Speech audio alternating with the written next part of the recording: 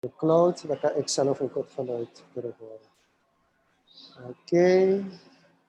Ik kan ook volgens mij, als ik dit doe, kan ik spotlight video doen.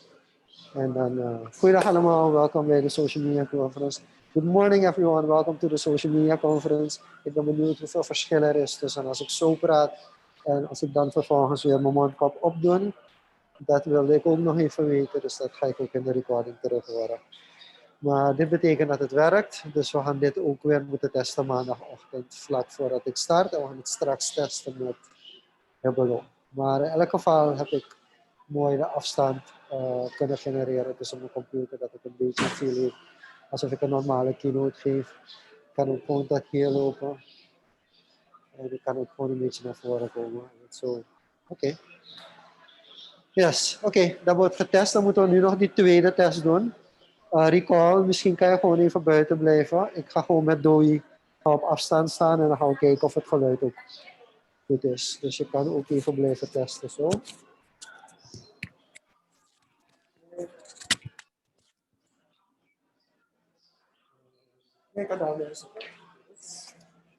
Oké.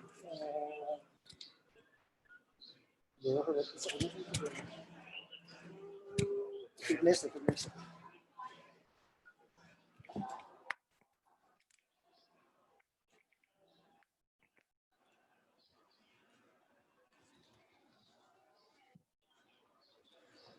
Oké, Doi, vertel me. Wat vind je tot nu toe ervan? Heb je zin in de conference? Ik heb er echt zin in, ik ben ready.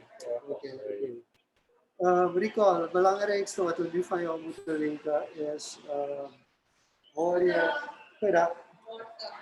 hoor je de Barcelona Real Madrid? Hoor je dat op de achtergrond, Recall, of hoor je ons gewoon echt vrij?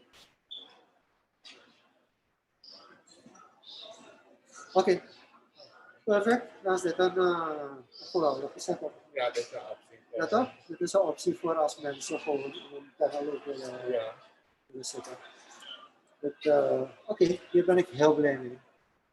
Thank you.